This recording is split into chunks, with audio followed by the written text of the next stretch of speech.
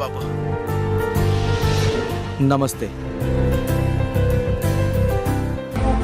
మన దేశానికి రైతే వెన్నెముక అన్నారు. అందుకే మన ప్రభుత్వం ఎప్పటికప్పుడు రైతుల సమస్యలను అడిగి తెలుసుకోవాలని, వీలైనంత తొందరలో వాటన్నిటిని పరిష్కరించాలని ఆదేశించింది. అందుకే ఈ టెలికాన్ఫరెన్స్. నిర్భయంగా మీ ప్రాబ్లమ్స్ ఏంటో నాతో చెప్పుకోండి.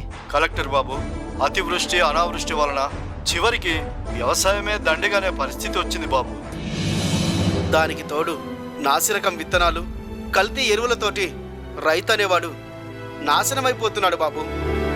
అర్థమైంది. దళారుల ప్రమేయం లేకుండా నాణ్యమైన విత్తనాల్ని, చీడ పురుగుల్ని తొలగించే మంచి ఎరువుల్ని ప్రభుత్వమే నేరుగా మీకు అందించే ఏర్పాట్లు చేయిస్తాను.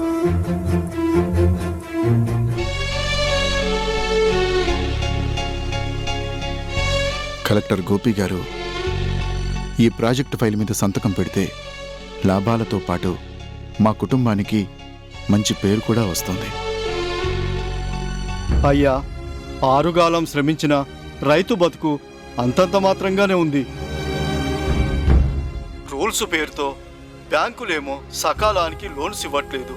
గతి లేక వడ్డీ వ్యాపారుల దగ్గర డబ్బు తీసుకుంటేనేమో వడ్డీలు కట్టలేక మా నడ్డి విరుగుతోంది బాబు. దిక్కులేక ఎంతోమంది రైతులు ఆత్మహత్యలు చేసుకుంటున్నారు బాబు. నో, ఇక మీదట అలా జరగడానికి వీల్లేదు. సన్నకారు రైతులందరినీ ప్రభుత్వమే ప్రత్యేకమైన పథకాల ద్వారా ఆదుకుంటుంది. సున్నా వడ్డీలకే రుణాలను అందించి తప్పకుండా వ్యవసాయాన్ని ప్రోత్సహిస్తుంది.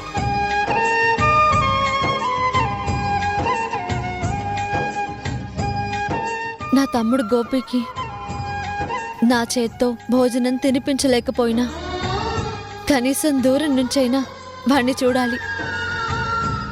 నా చేత్తో వండినవన్నీ నా తమ్ముడు తృప్తిగా తింటే నాకంతే చాలు.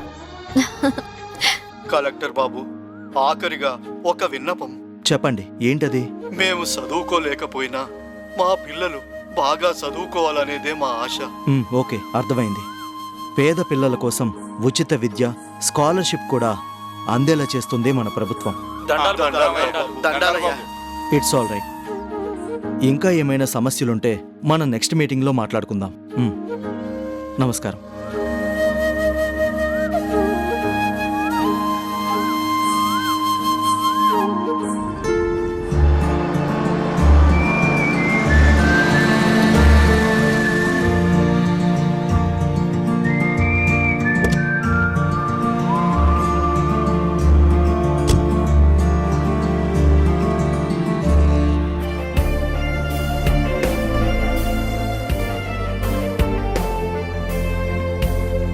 హర్ష గారు నమస్తే. రండి. సెక్యూరిటీ తీసుకో. అలాగే సార్. రండి సార్, రండి రండి సార్. సార్, కలెక్టర్ గారు కాన్ఫరెన్స్లో ఉన్నారు, మీరు కూర్చోండి. ఓకే, కూర్చోండి సార్. సెక్యూరిటీ, నువ్వు పద.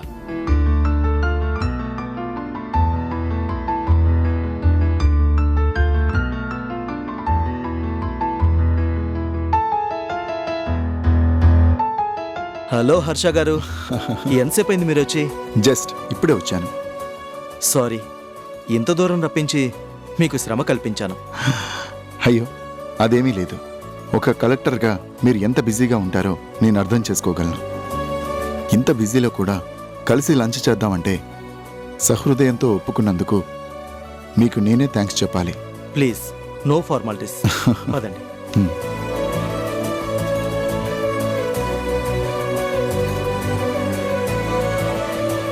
అన్నీ అరేంజ్ చేశారా? సార్, అన్నీ సిద్ధం చేశాను సార్. హర్ష గారు కూర్చోండి.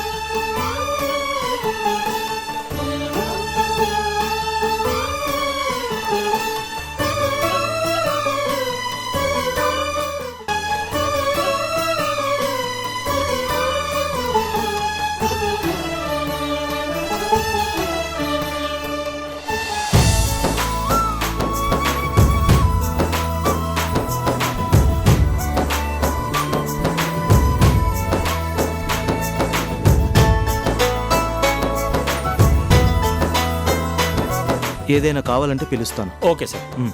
పద.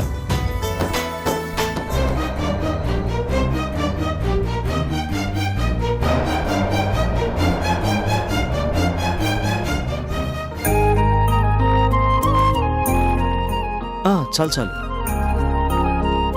చాలు, మీరు వడ్డించుకోండి.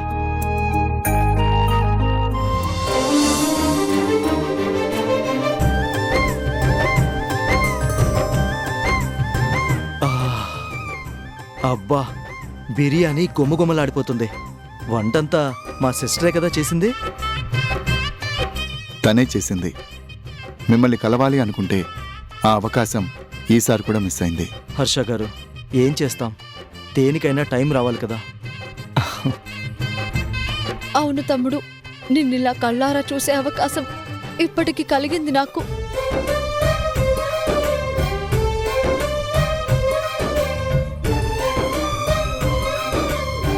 గోపి గారు, ఏమైంది? మసాలా ఎక్కువైందా? మ్మ్హ్. ఆ రోజు గుత్తొంకాయ కూర, ఈరోజు దమ్ బిర్యానీ. అదే రుచి, అదే ఫ్లేవర్. సిస్టర్ అని అభిమానంతో అన్నందుకు మా అక్కనే పదే పదే గుర్తు చేస్తుంది ఆవిడ.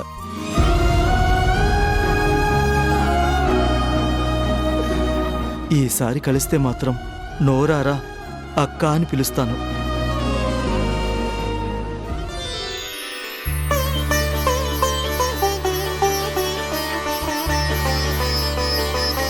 తమ్ముడు,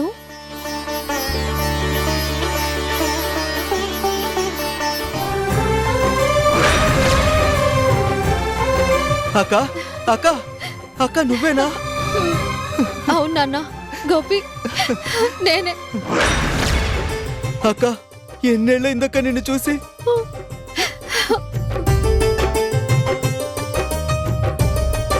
గోపి గారు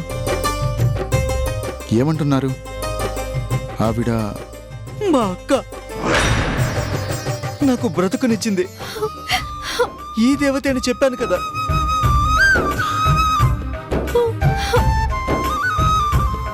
గోపి, నా చేత్తో నీకు భోజనం తినిపించాలని వచ్చాన్రా. అక్క, నీ చేత్తో గోరుముద్దలు తిని ఎన్నాళ్ళైందో తెలుసా? నిజంగా అది నా అదృష్టం. ఉండు,